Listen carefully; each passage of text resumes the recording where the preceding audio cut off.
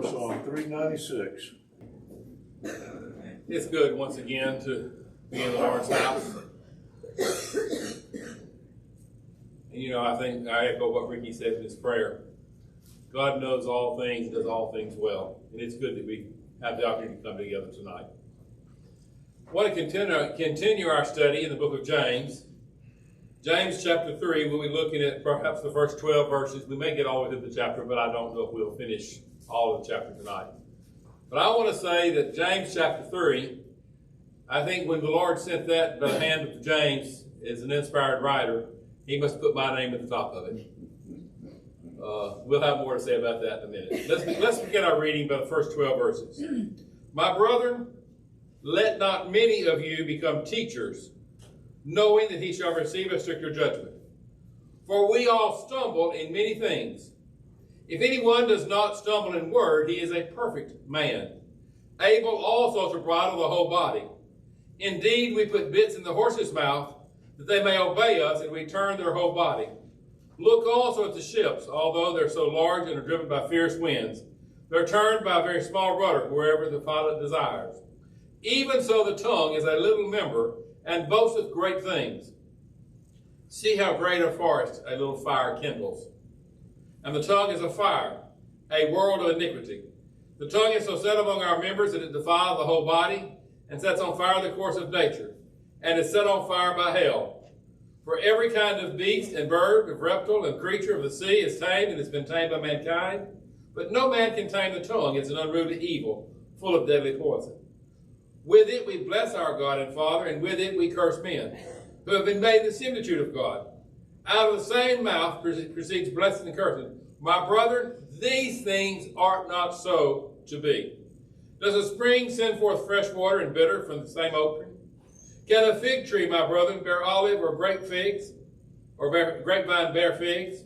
Thus no spring yields both salt water and fresh. We think about this particular thing here as we study James. In the first two verses, some people say that kind of fits out of context. It really doesn't.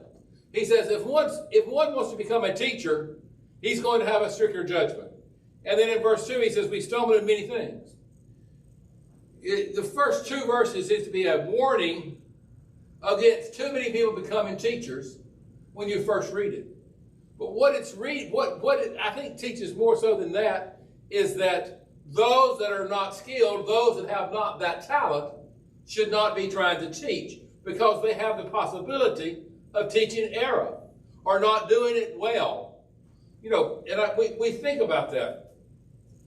Notice carefully, James does not say, let not many of you be teachers, but rather, let not many of you become teachers. And when I look at that, I think about why. Why did God say in his inspired word, let not many of you become teachers? And it's because God does not expect us to use talents that we do not have. We've been studying the book of Luke. We talked about the one-talent man, or we talked about the miners in Luke, the 19th chapter. God does not expect those that have one talent to use talent that he does not have. And when those choose to become teachers, they have to first of all want that choice. They have to have that ability of choice. But they also need to understand the responsibility and the graveness of it. And I thought about this, and when I stand in this pulpit, if I teach the truth and you obey it, we can go home to heaven when we die. If I stand in this pulpit and I teach an untruth or a falsehood, and you and I both obey it, we'll both die and go to hell. Whose fault is that?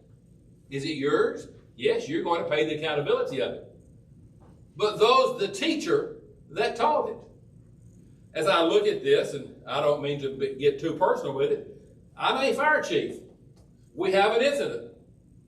I give a command, I send somebody in, and they get hurt. I'm supposed to be trained in prevention, and I'm supposed to be trained in procedure and policy and equipment and all these things. But I make whatever decision I make, and I send a man into a situation where he gets hurt. Whose fault is it?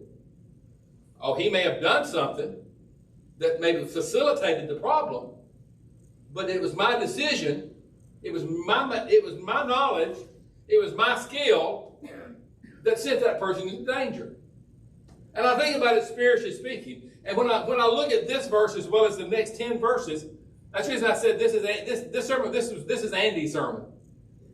We have to be very careful that we do not teach contrary things that are contrary to God's will, because we will receive a greater judgment.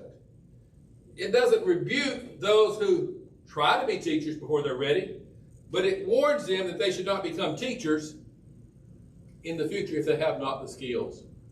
God does not require everyone to be a teacher. God does not require everyone to be a preacher. God does not require everyone to be an elder, because there are certain guidelines, certain requirements that has to be done there. It is a mistake to believe that everyone should become a teacher at some point in their service to Christ. You know, I am thankful and I am blessed. I had godly parents and grandparents and grown up with godly influence here in this congregation. They encouraged me to preach. But I'll also tell you, the man that I obeyed the gospel under here in White Park, he told me when I was a boy, when I told him I wanted to be a preacher, J.W. Hicks said, "You memorize this verse right here. And if you have the ability, I'll help you. But if you don't, I won't." And I've heard Willis Fair say many times, if you can't do it, don't try. If you don't have the ability. But if you got the ability, you develop that ability. And you understand it. And I think that's the teaching that he sits there. Paul illustrates this time and time again throughout his writing. Go with me to Romans, the 12th chapter. Romans chapter 12, beginning in verse 3. "For I say, through the grace given to me to everyone who is among you, not to then think more highly than you ought to think, but to think soberly, as God has dealt to each one a measure of faith. For as we have many members in one body, but all the members do not have the same function. So we being many are one body in Christ, and individual members of one another. Having then gifts different according to the grace that is given to us, let us use them. If prophecy, let us prophesy in proportion to our faith. Or ministry, let us use it to our ministry. He who teaches in teaching, he who exhorts in exhortation, he who gives with liberality, he who leads with diligence, he who shows mercy with cheerfulness."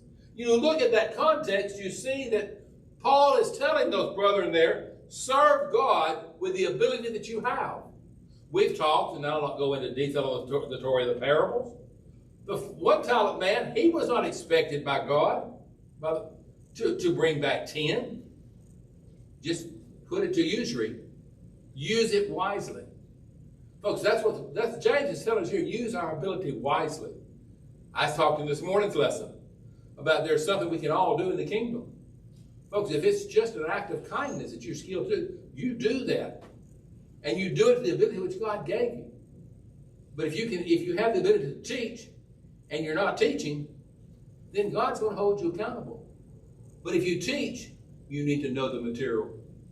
I am reminded of the words to Paul to the young preacher Timothy. Study to show thyself approved of God, a workman that needeth not be ashamed, rightly dividing the words of truth. And I feel like today sometimes we put the pressure on people to be teachers or preachers when they have not that ability. Now, if they have that ability and they've demonstrated it, that's a totally different story, and we need to look at it. Go with me to 1 Corinthians 12th chapter.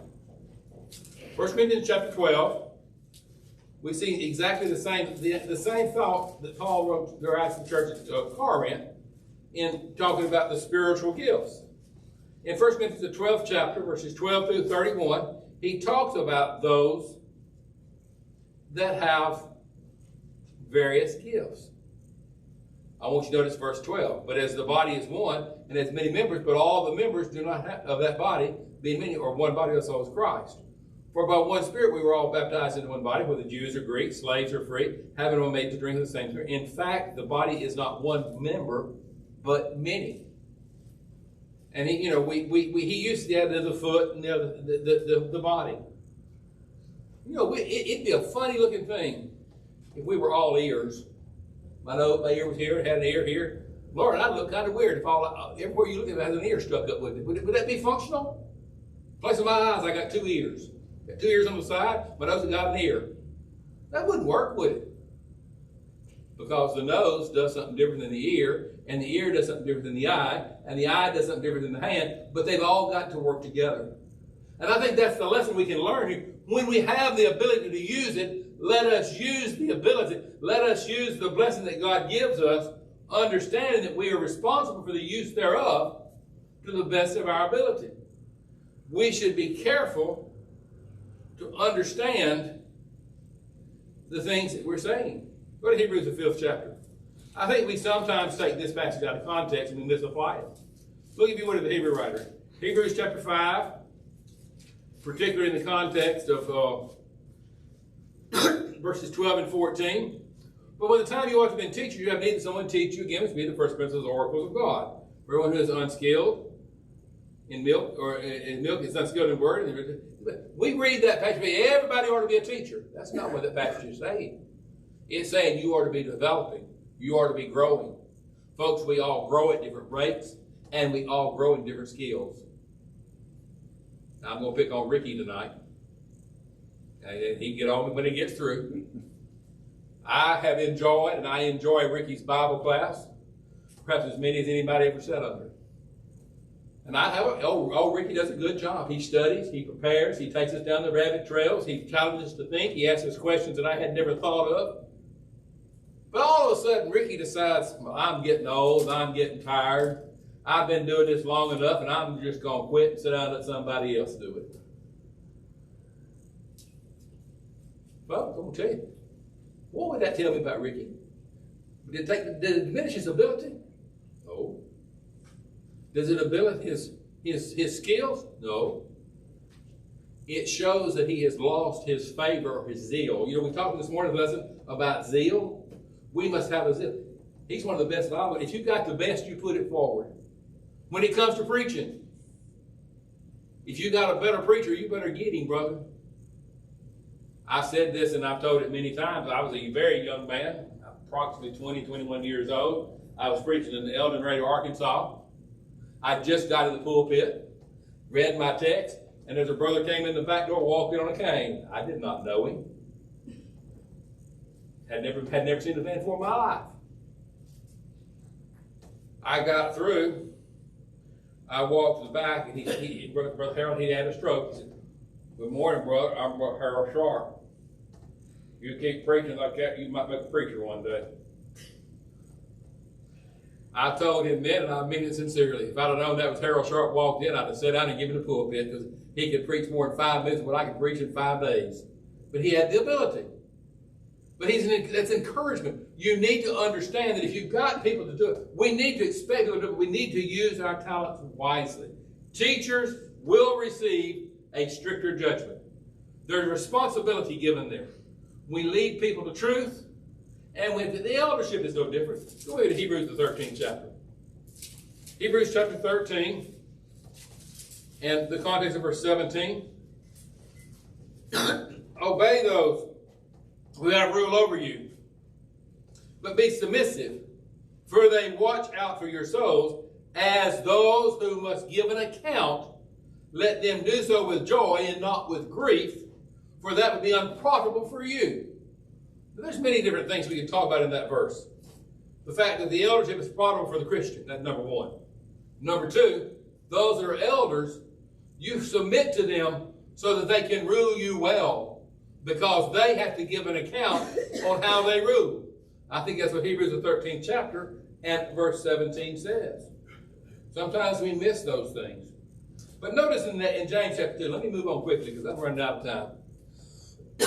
James chapter 3 and verse 2. For we all stumble in many things. We all make mistakes. The man who has never made a mistake in teaching has never taught. The man who has never misapplied a scripture has never taught. The man who didn't stumble in words never taught, never preached, never led. Those in leadership, they're going to make mistakes. If we stumble, or we all stumble in many things. Folks, we're human. We make errors in judgment. We make errors in subject material. If any man does not stumble in word, he's a perfect man able to also provide the whole body. There again, that's an Andy point. If I could learn about 5 years old when I learned to jabber, if I could learn to keep my mouth shut, that I've been a whole lot better off for the last 50 years, 60 years. You know. If a man does not stumble, he's a perfect man, able also to provide it. Indeed, we put horses' bits in the horse's mouth. You can control it. Whether it's a small thing. Now, I'm going to take a sidebar off this, and I've got these notes written on my outline here. This morning, Burnell made a statement in your class, Ricky, about the word horse. You remember it? That it's not mentioned in the New Testament scriptures. There's only 3 places in the scripture that's mentioned in the New Testament. Here, and they told to put Paul on a horse to take him into judgment, and then the horses in Revelation. And that's the only place that's used that I could find. I didn't want to take the class out of it, but I thought about that study. He thinks about the horse, a big animal. How big is the bridle? Not that long. A good trained horse, you touch that bridle and he turns one way or the other.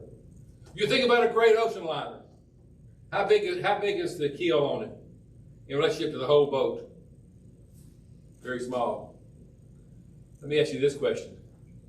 You think about a glowing ember off the end of a cigarette butt, and you look at 4,000 acres burned, or you look at Maui in Hawaii, and I'm using that because it's current events. It started with a spark and destroys countless things. Folks, that's what he's saying here when he talks about the tongue. That little bitty member in my body, we need to learn to control the tongue.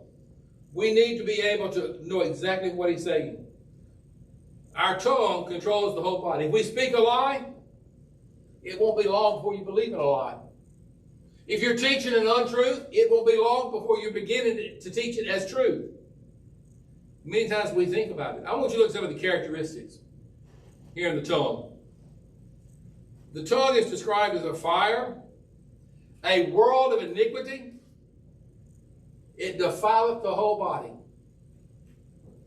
You think about that point. The tongue is a fire, a world of iniquity. We sang the song, angry words will let them never. Folks, I guarantee you, if you've been in much environment, you've let something slip that you shouldn't have said.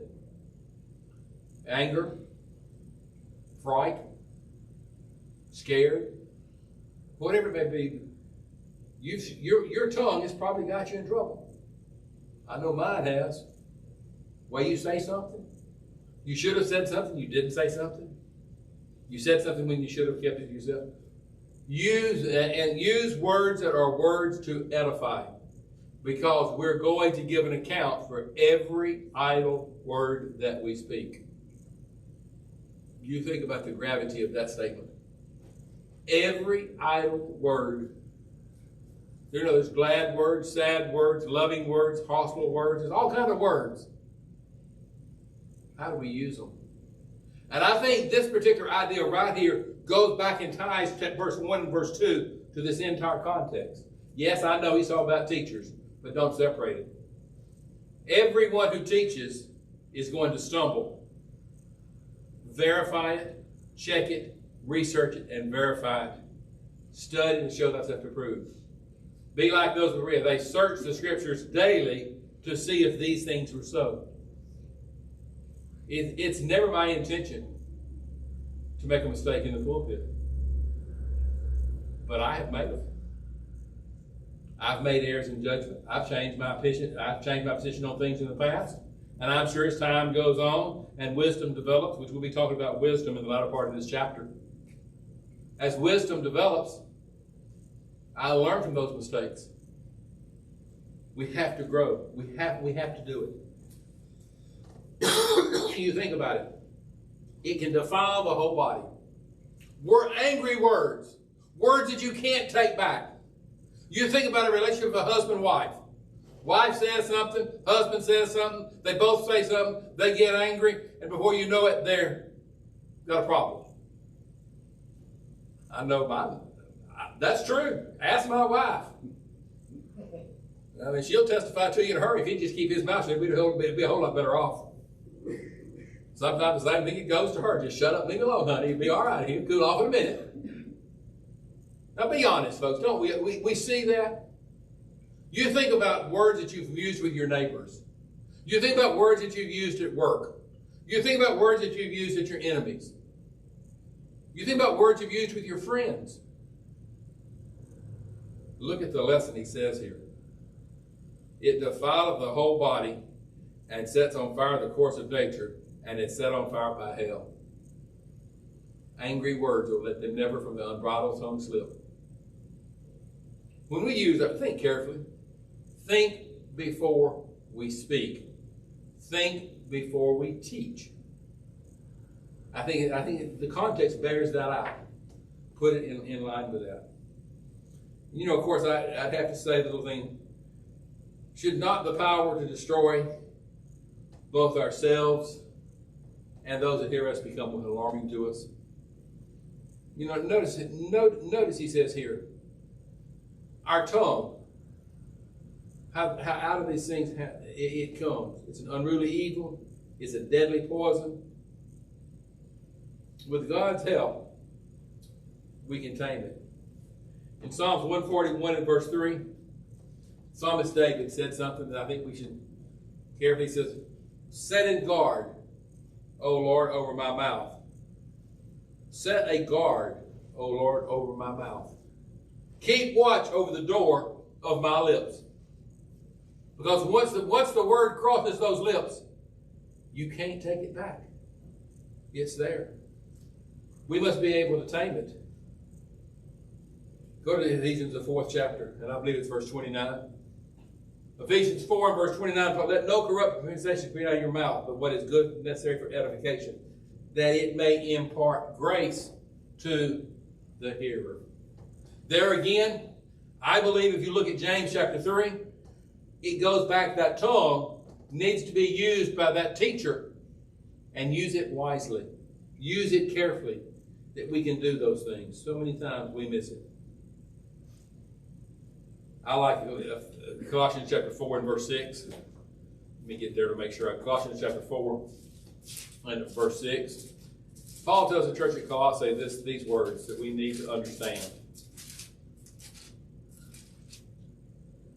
Colossians chapter 4 and verse 5 kind of ties in with the latter part of James chapter 3. Walk in wisdom toward those who are outside, redeeming the times. Let your speech be seasoned. Let your speech also be with grace, seasoned with salt, that you may know how you ought to answer each one. The teacher, in the context of James chapter 3, Ricky asked me a question. Now, I've known Ricky. He's great Bible knowledge. He asked me a question. I can answer it directly. But I go over here to young John, and John says, Mr. Andy, what about this? Are you going to answer the same type of question that you'd answer for Ricky with young John? Or maybe Walker or Laura? Someone younger. Someone that doesn't have the experience of life. Here in Colossians chapter 4, he says, let your speech be with grace, that it may be seasoned with salt, that you may know how to ask. Once again, I think it fits very well in the context of James chapter 3, because later on in this chapter, he's going to talk about heavenly wisdom versus earthly wisdom and the use thereof. You think about how we answer the question. Ricky, if you don't get right with God, you're going to die and go to hell. Now, if I go back here and I tell a young convert that, or a young Christian who's not a member of the Son of God, if you don't change your life, you're going to die and go to hell. Have I told you the truth? Absolutely. But I have probably turned him off. I've probably offended him to the point that he has turned off any teaching thereof. I've closed the door of opportunity because of the harshness of the words that I spoke in truth. We sometimes have to know how to use our words. And I think that's what he's using in Colossians chapter 4 when he tells us, let your speech be with grace, seasoned with salt, that you may know how to answer every one. Many times we use it. Notice, if you would, the latter part of this text. For with it we bless God our Father, and with it we curse men.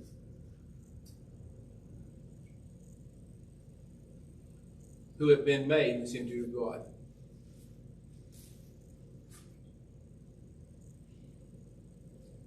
Out of the same mouth is his blessings and cursings.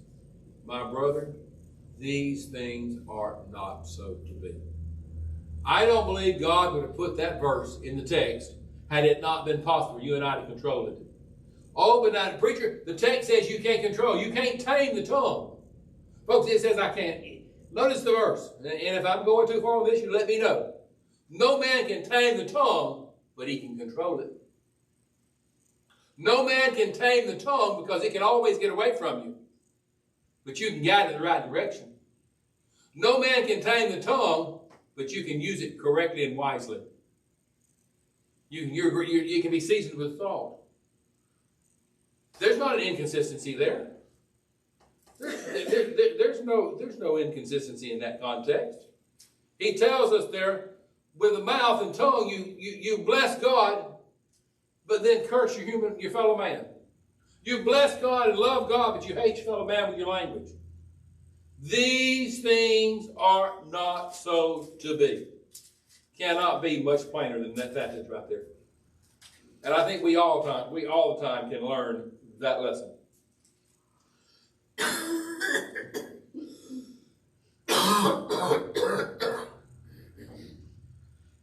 Does a spring send forth fruit water, a good water, or bitter water from the same opening?